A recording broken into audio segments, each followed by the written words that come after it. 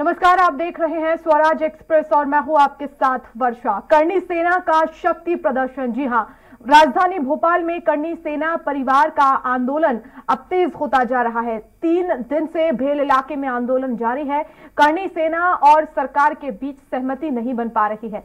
सोमवार को करनी सेना परिवार के प्रमुख जीवन सिंह शेरपुर अपने साथियों के साथ जम्बूरी मैदान से एमपी नगर के लिए बढ़े तो उन्हें पुलिस ने भेल के गांधी चौराहे पर ही बैरिकेडिंग कर रोक दिया और इसके बाद ही करनी सेना के लोग मंगलवार को भी अवधपुरी जाने वाली रोड पर ही धरने पर बैठ गए। करनी सेना के आंदोलन के चलते भोपाल के भेल, पिपलानी, अवधपुरी जाने वाले लोगों को भारी परेशानियों का सामना करना पड़ रहा है। करनी सेना के लोग अपनी 21 सूत्रीय मांगों का लिखित में सरकार की ओर से निराकरण के लिए मंत्रियों की कमेटी बनाने की मांग पर अड़े हुए हैं। हमारे बड़े भाई सम्माननीय ठाकुर जीवन सिंह शेरपुर जी जब भी आह्वान करें,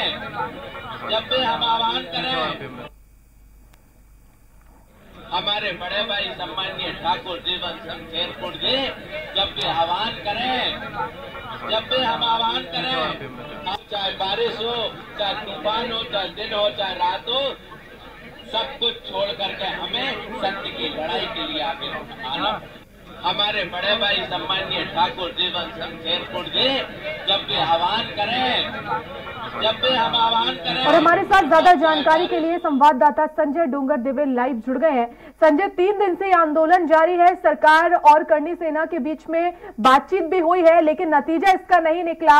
आखिर कब तक ये आंदोलन जारी रहेगा? आपके करनी सेना के जो लोग हैं उनसे बातचीत हुई हो? बिल्कुल, मैं आपको बता दूं कि जब मेरी बात हुई अभी जो रंजीत सिंह जी हैं उनसे मेरी बात हुई, उन्होंने का साफ कहना है कि हम तो शांतिपूर्ण तरीके से अपना प्रदर्शन कर और अपनी मांगों को लेकर आए थे। ना प्रदेश सरकार ने हमारी मांगे सुनी और ना ही हमसे कोई इस प्रकार की चर्चा की। अगर जिस प्रकार की जो यहाँ पे अगर अन्य कोई आंदोलन या अन्य कोई प्रदर्शन होता है तो सरकार उनके लिए व्यवस्था करती है, लेकिन हमारी जो करनी सेना के लाखों सैनिक यहाँ आए थे उनके लिए किसी भी प्रकार की सरकार ने व्यवस्था नहीं की और हमें रोकने का और हमें भड़काने का जरूर प्रयास सरकार यहां पे कर रही है। उनका साफ कहना है कि अगर सरकार चाहती तो एक शांतिप्रिय तरीके से भी चर्चा की जा सकती थी। हमने उनसे जगह मांगी थी कि हमें जगह स्थान पर जाने दिया जाए, एक सुरक्षित स्थान दे दिया जाए कि हम 5 लोग वहां पर बैठकर जो अनिश्चितकालीन भूख हड़ताल पर बैठे हैं, हम 5 लोग बैठकर वहां पर हड़ताल अपने पूरी करना चाहते हैं। लेकिन कहीं ना कहीं सरकार का जो रवैया रहा है उससे करनी सेना पूरी तरीके से नाराज है। और अगर आप मेरे से थोड़ी सी दूरी पे देख सकते हैं तो मैं यहां से गाड़ी के काफिले में बीच में खड़ा हूं। यहां सरकार ने जरूर बैरिकेड्स के सिवा इन्हें रोक दिया गया है और साथ में अगर यहां की बात करूं तो यहां पर जैमर लगा दिए गए, पुलिस बड़ी संख्या में यहां तैनात, यहाँ पर किसी प्रकार की व्यवस्था की गई है, ना पानी की व्यवस्था की गई है, ना ही लकड़ी, जो क्योंकि ठंड का माहौल है, ना ही लकड़ी की व्यवस्था की है, ना किसी प्रकार से खाने पीने की। जब लाखों सैनिक यहाँ हैं, उनका कहना है कि सरकार अगर हम, क्योंकि हम भारतीय जनता पार्टी या सरकार के मतदाता है या हम पार्टी के भी मतदाता है, या सरकार बनाने का अधिकार भी हम रखते हैं, हम मतदाता है, हम लोगों को तो सुविधा देनी चाहिए, लेकिन कहीं पे भी हमें सुविधाएं तो नहीं दी जा रही है, लेकिन हमें भड़काने का प्रयास किया जा रहा है। कई प्रकार से हम लोगों को यहाँ पे प्रताड़ित किया जा रहा है, चाहे अधिकारियों की बात कर ले या शासन प्रशासन की बात कर ले, वो किसी भी प्रकार से हमारे इस आंदोलन को सक्सेस नहीं होना देना चाहती है। लेकिन जो प्रमुख है उनका साफ कहना है कि जब तक मांगे पूरी नहीं होगी, जब तक लिखित आश्वासन नहीं मिलेगा, वो यहां से नहीं हटेंगे। जी बिल्कुल, बने रहिएगा। संजय, हमारे साथ वरिष्ठ पत्रकार रवि अवस्थी जी फोन लाइन पर जुड़ गए हैं। अवस्थी जी, बहुत स्वागत है आपका। जी नमस्कार। अवस्थी जी, करनी सेना और का जो प्रदर्शन है वो लगातार तीसरे दिन से वो जारी है और सरकार से बातचीत भी हुई है लेकिन इसका निष्कर्ष नहीं निकला। लेकिन बहुत जरूरी है कि इसका निष्कर्ष निकले, उनकी मांगों को माना जाए, क्योंकि जो आम लोग हैं वो परेशान हो रहे हैं, ट्रैफिक भी जो है वो लगातार बाधित हो रहा है। देखिए दरअसल इस समय सरकार पूरी की पूरी कहीं प्रवासी भारतीय सम्मेलन और ग्लोबल इन्वेस्टर समिट की उसमें व्यवस्था में जुटी हुई है। इंदौर में प्रधानमंत्री, राष्ट्रपति, तमाम हस्तियों का आगमन हो रहा है। 65 से अधिक देशों के प्रतिनिधि यहाँ आए हुए हैं। क्योंकि ये मुझे लगता है कि करनी सेना ने जो समय चुना है वो शायद सही समय अपनी बात रखने के लिए नहीं चुना, इसके चलते उन्हें अव्यवस्थाओं का या जो भी उन्हें दिक्कत है उसका सामना करना पड़ रहा है। अगर यही समय वो कोई और तय करते तो शायद हो सकता था कि जो भी सरकार, मुख्यमंत्री स्वयं 5 दिन लगातार 5 दिन इंदौर में रहने वाले, स्वाभाविक तौर पर अब मुख्यमंत्री के अलावा और कौन इनको इतना आश्वस्त कर सकता है। मुझे लगता है कि इन्हें थोड़ा सब्र करना चाहिए, ताकि व्यवस्थागत तरीके से अगर कोई बात रखी जाती है तो वो ज्यादा बेहतर होगी अवस्था जी। बिल्कुल। और अवस्थी जी, दूसरी तरफ ये आंदोलन लगातार उग्र होता जा रहा है। भोपाल में ना सिर्फ और अलग दूसरे जो जिले हैं वहां पर भी आंदोलन की आंच अब पहुंच रही है, सीएम के पुतले जलाए जा रहे हैं। लेकिन इस पर भी ध्यान देना बहुत जरूरी है कि लगातार उग्र आंदोलन हो रहा है, आम लोगों को इससे परेशानी होगी, व्यवस्थाएं जो है वो पूरी तरह से चरमराएंगी। देखिए वर्षा जी, मध्य प्रदेश शांति प्रिय राज्य है और जो मुझे लगता है कि करणी सेना की जो मांगे हैं वो सबकी सब उनका समर्थन करना या उन्हें पालन करना जो है वो केवल मध्य प्रदेश सरकार के बस में भी नहीं है। अगर आप जातिगत आरक्षण की बात कर रहे हैं तो इसका फैसला तो केंद्र लेगा, या अन्य जो मांगे हैं वो भी केंद्र से जुड़ी हुई हैं, उसका लेकर मध्य प्रदेश का मैं कानून व्यवस्था पर प्रभावित करना, मुझे लगता है कि शायद मैंने कहा था कि एक तो समय भी सही नहीं चुना गया और रास्ता कहाँ अख्तियार करना चाहिए। अगर यही प्रदर्शन दिल्ली में होता तो मुझे लगता है कि ज्यादा इफेक्टिव होता, लेकिन प्रदर्शन करना ही हल नहीं है। इसके लिए बातचीत के रास्ते तलाशे जाने चाहिए। सरकार के साथ बातचीत करें, अगर सरकार बातचीत करने को तैयार नहीं होती है तब इस तरह के आंदोलन को रोक दिया जाए। लेकिन जहां तक अभी जो समय चुना, मुझे लगता है कि ये समय उचित नहीं चुना गया है। बिल्कुल अवस्थी जी, लेकिन यहाँ पर क्योंकि परेशानियां काफी हो रही है और जैसा कि लगातार सरकार जो है वो दूसरे कार्यों में व्यस्त है, यहाँ पर जो मांगे हैं इस पर करणी सेना के आखिर किस तरह का रवैया जो है वो सामने आ रहा है? क्योंकि आपने भी जिक्र किया कि जो आरक्षण है उसको लेकर या एट्रोसिटी एक्ट, इन सबको लेकर जो है वो केंद्र फैसला करेगी, लेकिन यहाँ पर करणी सेना को भी समझना चाहिए कि अगर ऐसा है तो अपनी बात जो है वो केंद्र तक पहुंचाए। देखिए, हालांकि करणी सेना के जो नेतृत्व करना है वो पूरा प्रयास कर रहे हैं कि किसी तरीके से, उन्होंने पहले दिन भी यही संदेश दिया है लोगों को कि भाई किसी तरह की हिंसा उद्दंडता नहीं होना चाहिए जिससे कि हमारे आंदोलन प्रभावित हो। स्वाभाविक तौर पर नेतृत्व को ही अब ये तय करना है कि उन्हें किस तरीके से इस आंदोलन को आगे बढ़ाना है, अपनी बात रखना है, तो इसके तरीके से आपको तलाशने होंगे। लेकिन इस तरह के अगर आप करेंगे तो उससे कानून व्यवस्था जहाँ प्रभावित होगी तो स्वाभाविक है आपके आंदोलन पर भी उसका विपरीत असर पड़ सकता है, क्योंकि सरकार का पहली प्राथमिकता जो होती है वो कानून व्यवस्था बनाए रखना होती है बच्चा जी। और कोई भी सरकार हो, चाहे वो मध्य प्रदेश की हो या किसी दूसरे राज्य की हो या केंद्र की हो, उसकी पहली प्राथमिकता जो है शांति कायम रखना है। तो निश्चित तौर पर अपनी बात रखने के लिए मुझे लगता है कि करणी सेना को एक उचित प्लेटफॉर्म या उचित अवसर की तलाश करना चाहिए और उसका चयन करना चाहिए। जो नेतृत्व करता है वो अपने कार्यकर्ताओं को समझाए कि किसी तरीके से मध्य प्रदेश वासियों को इसकी तकलीफों का सामना न करना पड़े। बिल्कुल। हमारे साथ शैलेंद्र सिंह संगठन मंत्री करणी सेना से जुड़ गए हैं। शैलेंद्र जी, स्वागत है आपका। जी नमस्ते जी। शैलेंद्र जी, सरकार से बातचीत हुई है लेकिन इसका हल नहीं निकला है, आपकी जो मांगे हैं वो नहीं मानी गई, अब आगे क्या? जी, मैं अभी सुन रहा था, हम लोगों ने सरकार से यही बोला है कि जो केंद्र सरकार से अगर संबंधित मांगे हैं, ठीक है, तो आप केंद्र सरकार की ओर भेज दें, हमें कोई समस्या नहीं है। लेकिन जो राज्य सरकार के अंतर्गत मांगे आती है, जिन मांगों पर आप हमसे सहमत है, उन मांगों पर आप लिखित में हमें सहमति प्रदान करें, मंत्रिमंडल की एक कमेटी नियुक्त करें, समय सीमा के साथ उन जो हमारी मांगों पर सहमति है उनका निराकरण हो। लेकिन सरकार शायद ये नहीं चाह रही है कि कोई कमेटी बने ताकि आगे चर्चा हो सके। तो हमारा लगातार सरकार से प्रयास है कि हम लोग कोई अड़ना नहीं चाह रहे। मध्य प्रदेश हमारा है, भारत हमारा है। हम लोगों ने 8 तारीख को भी कार्यक्रम किया, तो लाखों की संख्या में होने के बाद भी हम शांतिपूर्ण ही रहे।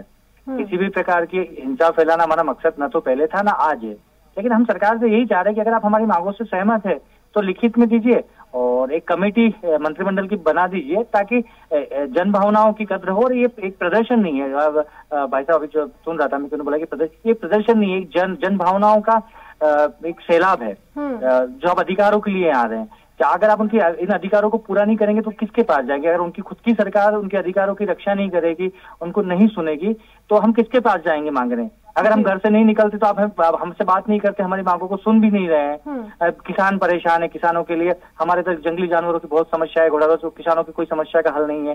छात्रों के लिए नौकरियां नहीं है तो हम बेरोजगार भर्ती आयोग की मांग कर रहे हैं, तो क्या गलत है? ईडब्ल्यूएस में जो बाध्यता है उनको समाप्त करने की बात करें तो क्या गलत है? ईडब्ल्यूएस जो आपने दिया है पूर्ण रूप से सही तरीके से लागू नहीं किया। ईडब्ल्यूएस के जो छात्र हैं हमारे पद खाली रह गए, आप लोगों ने उनको सेकंड काउंसिलिंग में सम्मिलित नहीं करा। मतलब ऐसी जो हमारी रेगुलर सरकार के हित की, जो सरकार के अंतर्गत आती है, मध्य प्रदेश सरकार के अंतर्गत, उनको निर्णय करना चाहिए। और सबसे बड़ी चीज इसमें मैं आपको बताता हूँ कि इस हमारी जो मांग है उसमें किसी भी वर्ग का अहित नहीं है। हमने किसी के खिलाफ कोई मांग नहीं की, हमने आरक्षण हटाने की बात नहीं की है, हमने एट्रोसिटी एक्ट हटाने की बात नहीं की है। हमने सिर्फ यही कहा है कि आरक्षण का आधार आर्थिक होकर आपके हाथ में नहीं है, केंद्र के हाथ में, तो आप उसे लिख दे।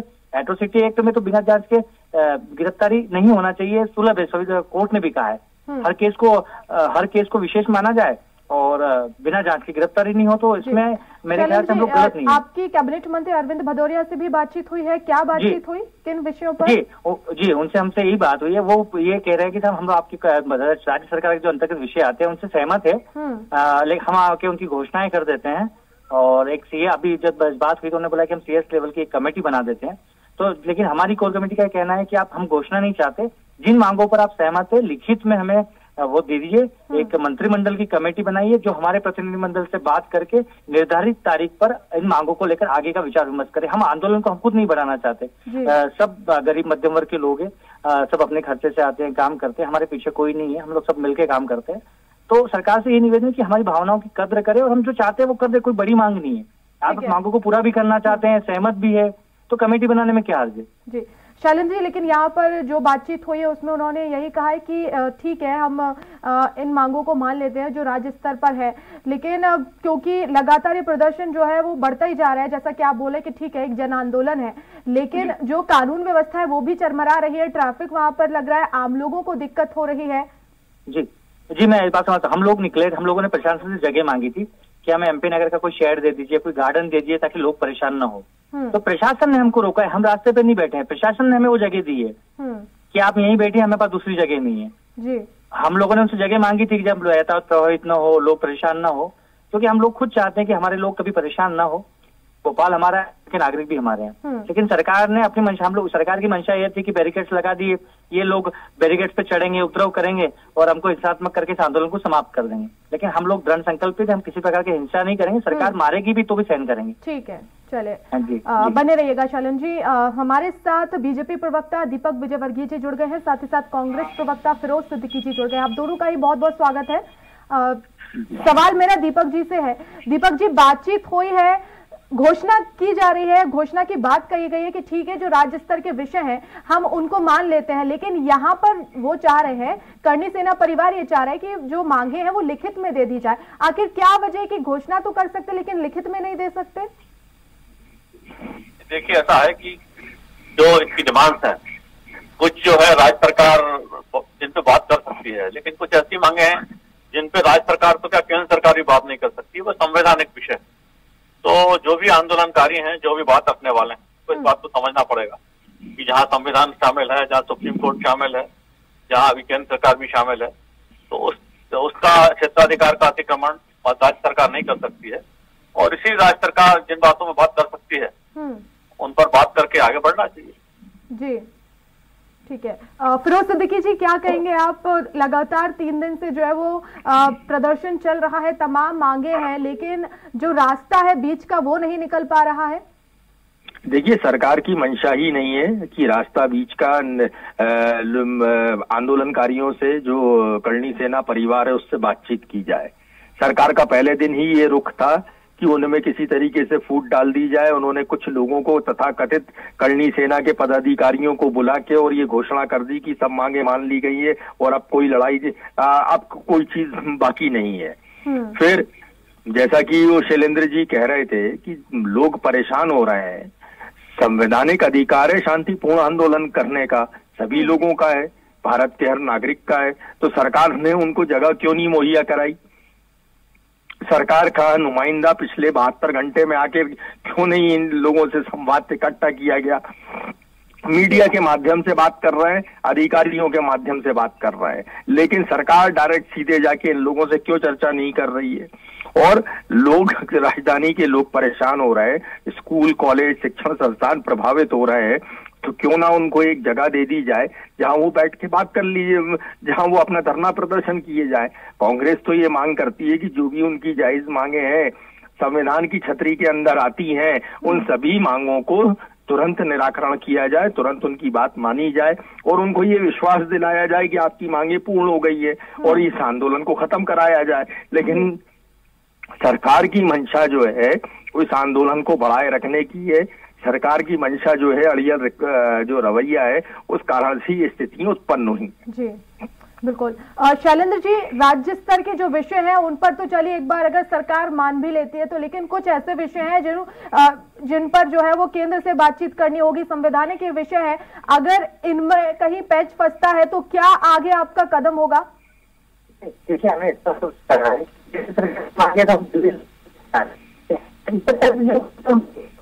आपकी आवाज ठीक से नहीं आ रही है शैलेंद्र जी। संबंधित मांगे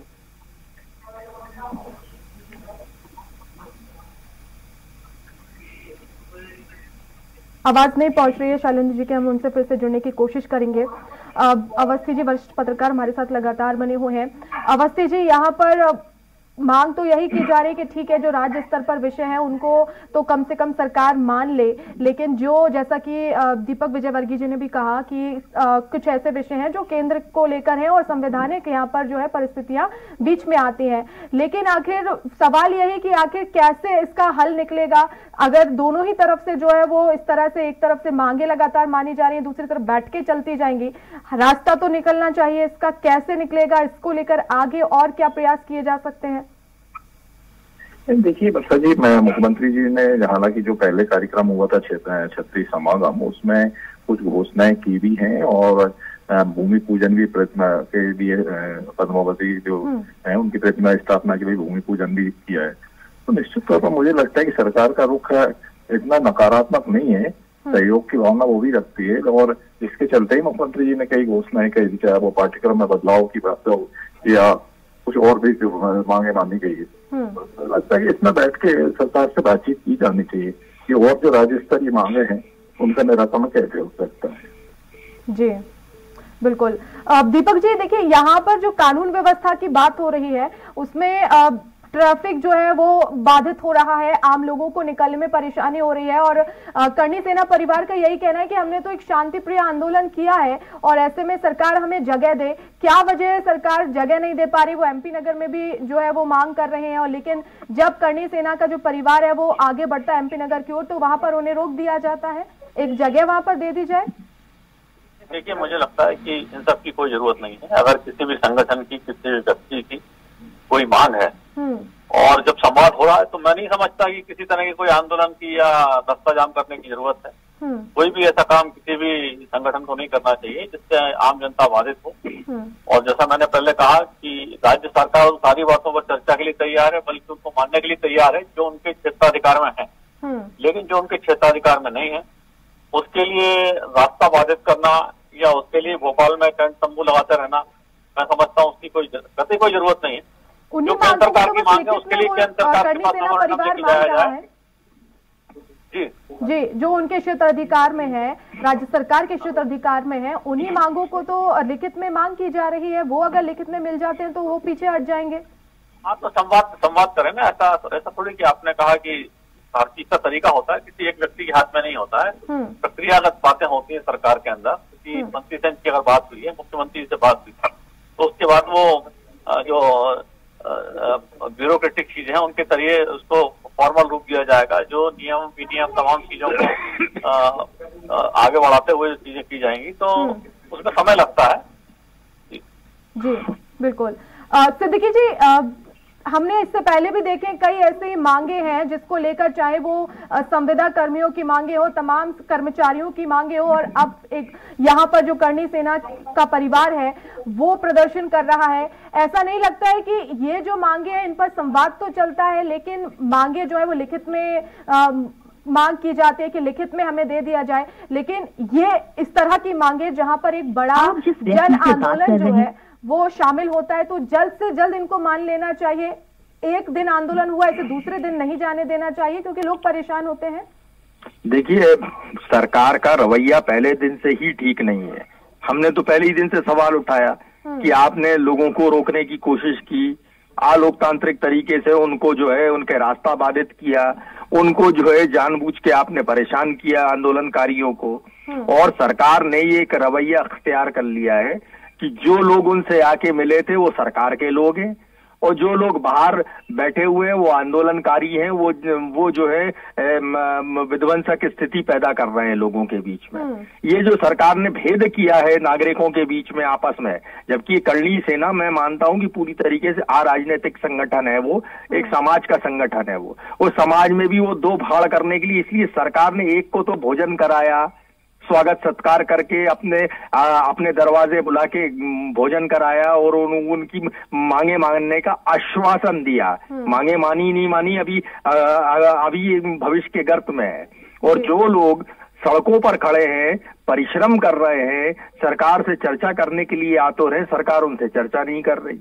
तो ये जो दोहरा रवैया है सरकार का, और सरकार जो एक जिसको कहते हैं गुटबाजी को प्रश्रय दे रही है, और जो भेदभाव की स्थिति सरकार ने पैदा की है, इस कारण से ये पूरी जो स्थिति है ये विध्वंसक हुई है, और इसका खामियाजा जो है जनता भुगत रही है। मैं समझना चाहता हूं कि क्यों ये आवश्यक नहीं है कि लोग आके इन लोगों से चर्चा करें।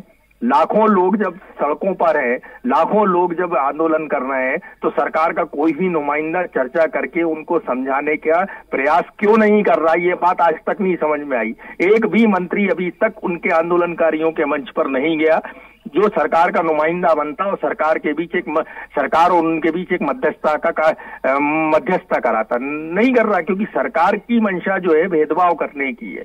वो कह रहे हैं वो वाला जो गुट है जो हमसे चर्चा कर गया वो गुट है और वो हमारे लोग हैं। ये जो लोग हैं ये विध्वंसकारी हैं। यही जो भेदभाव है, यही कारण बन रहा है कि ये स्थितियां दिन पे दिन बिगड़ती जा रही है और खामियाजा जनता भुगत रही है। कांग्रेस भी ज्यादा दिन चुप नहीं रहेगी। अगर लोग इस तरीके से सड़कों पर रहेंगे तो कांग्रेस भी मैदान में आ जाएगी। क्या समर्थन आप देंगे जो मांगे उसको लेकर? हमने ये कहा है कि जो भी संवैधानिक छतरी के अंदर आती है, जो भी उनकी मांगे, उन जायज मांगों को आपको पूरा करना चाहिए। इसमें क्या तकलीफ क्या है सरकार को? और सरकार ने अगर, जैसा कि कल उनके प्रवक्ता बता रहे थे कि 22 में से 18 मांगे सरकार ने मांग लिए, तो भाई लिखित में ले जाके दे दो उनको। 4 पे आप कह दीजिए कि विचार करेंगे, नहीं है तो हम केंद्र सरकार को फॉरवर्ड करे दे रहे हैं, केंद्र सरकार इस पर विचार कर ले। कुछ तो आप रास्ता बनाइए, लेकिन आप तो चर्चा भी करने को तैयार नहीं है। आप तो ये कह रहे हैं कि कांग्रेस के लोगों ने भड़का के इनको बिठा दिया, मतलब एक राजनीतिक संगठन में आप राजनीति कर रहे हैं। ये तो कौन कर रही है? ये भारतीय जनता पार्टी और उनकी सरकार कर रही है। इसी कारण से स्थितियां बिगड़ रही हैं। जी बिल्कुल। शैलेंद्र जी, आप सुन पा रहे हैं? जी शैलेंद्र जी, आपने जो मांगे गिनाई है उसमें आपने कहा है कि ये किसी दूसरे वर्ग का इसमें अहित नहीं है, हम अपनी मांगों को लेकर सामने आ रहे हैं। लेकिन एट्रोसिटी एक्ट में जो है वो गिरफ्तारी पर आपने कहा कि तुरंत गिरफ्तारी ना हो, जांच हो, उसके बाद गिरफ्तारी हो। लेकिन इससे पहले हमने देखा है कि इसी बदलाव को लेकर जो प्रदर्शन हुआ था वो हमें भी याद है और आपको भी याद होगा कि तमाम यहाँ पर कानून व्यवस्था पूरी तरह से ठप हो गई थी और जो माहौल है वो पूरी तरह से बिगड़ गया था। अब ऐसे में सरकार के सामने दो परिस्थितियां हैं, कैसे हल निकलेगा? जी, जो आंदोलन था वो राजनीतिक पार्टियों के द्वारा भड़काया गया था, जबरदस्ती का एक कमिटमेंट लाके उसको परिवर्तन किया गया था। लेकिन मैं अभी आपको एक चीज बता दूं, हमारे साथ अनशन पर विनोद सोनार थी जो कि एससी से आता है, अनशन पर बैठा है, पैदल यात्रा करके पहुंचा है। उसका भी यही कहना है कि हर लड़ाई जातिगत नहीं होती, लोगों की आपस की लड़ाई भी होती है। तो हर लड़ाई को जातिगत बनाकर एट्रोसिटी एक्ट में प्रकरण दर्ज करना गलत है। एट्रोसिटी हो कोई दिक्कत नहीं है, लोगों उनको सुविधाएं भी मिलनी चाहिए, एससी एसटी वालों को उनका कानून अलग होना चाहिए, कोई समस्या नहीं। लेकिन किसी निर्दोष को भी तो सजा नहीं होना चाहिए। ये भी तो सभी देश का संविधान बोलता है, हमारे देश का कानून भी तो ये चाहता है। हम लोगों ने कभी आरक्षण हटाने की बात भी नहीं की। हमने यही कहा है कि मान लो इतने सालों के बाद भी आरक्षण अगर सब लोगों तक नहीं पहुंच पाया तो कैसे पहुंचेगा? वो तभी पहुंचेगा लोग बचे हैं, उन्हें आरक्षण तो जिनको मिल गया है वो छोड़ दे, तो कैसे तो हमें आगे बढ़ना पड़ेगा ना।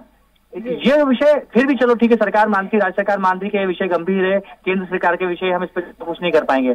तो हम लोगों ने उनसे कहा है कि जो राज्य सरकार के विषय जिसको आप सहमति प्रकट कर रहे हो तो उनको लिखित में दे दो और कैबिनेट की मंत्रियों की कमेटी बना दो, तो क्या गलत है? हम लोग आंदोलन समाप्त कर देंगे। आपकी जो बात हुई थी अरविंद भदौरिया से, क्या वहां पर आपने ये मांग रखी होगी कि हमें लिखित में दे दीजिए, उसका जवाब क्या मिला? जी, अरविंद जी ने बात, मेरी चर्चा लगातार उनसे चल रही है, उन्होंने पॉजिटिव रिस्पॉन्स भी किया, ऐसा नहीं है। लेकिन उन्होंने कहा है कि हम लोग घोषणा कर देते हैं आके कि जब हम लोग मांगों पर सहमत है और आने वाले समय में कमेटी बनाकर, और अभी कुछ समय पहले उन्होंने बोला कि सीएस की एक कमेटी हम लोग बना देते हैं, लेकिन हम लोगों ने उनसे निवेदन करा है कि अगर पॉजिटिव में इस आंदोलन को समाप्त करना है तो कम से कम आपको लिखित में उन मांगों को सहमति देना पड़ेगी और एक कैबिनेट मंत्रियों की कमेटी देना पड़ेगी, क्योंकि जनता के लिए मंत्री उत्तरदायी है, अधिकारी नहीं है। मंत्री लोग अगर लिखित में नहीं मिला, जो क्षेत्र अधिकार में है राज्य के, उन मांगों पर अगर लिखित में जवाब नहीं मिला तो आगे क्या? देखिए, आंदोलन हमारा 8 तारीख का था, उसके बाद भी चल रहा है। सरकार उसमें नहीं रहे कि 8 तारीख को लाखों लोग आए थे, घर चले गए। वो जहाँ है पूरे प्रदेश में आंदोलन चलेगा। और हम लोग पहले भी कह चुके हैं, अगर सरकार हमारी मांगे नहीं मानेगी तो अगर यह भूख हड़ताल पर बैठे लोगों के साथ भी कुछ होता है तो उसकी जवाबदारी शासन प्रशासन होगा, और ये भूख हड़ताल भी बढ़ेगी और विरोध भी बढ़ेगा, तो परिणाम 2023 में भी भुगतना पड़ेगा। जी, बहुत शुक्रिया हमसे जुड़ने के लिए। रवि अवस्थी जी जुड़े हुए थे, दीपक विजयवर्गीय बीजेपी प्रवक्ता और फिरोज सिद्दीकी जी कांग्रेस के प्रवक्ता। आप चारों ही मेहमानों का बहुत बहुत शुक्रिया हमसे जुड़ने के लिए और समय देने के लिए। तो करनी सेना का प्रदर्शन लगातार जारी है, 3 दिन प्रदर्शन को हो चुका है, लेकिन सरकार के बीच जो है बातचीत भी हुई है करनी सेना परिवार की, लेकिन जो रास्ता है वो नहीं निकला है। यहाँ पर अब देखना होगा कि क्या जो मांगे करनी सेना की है उनका लिखित में जवाब मिलेगा, आश्वासन मिलेगा, ये देखने वाली बात होगी। बहुत शुक्रिया तमाम जानकारी के लिए। इस बुलेटिन में फिलहाल इतना ही।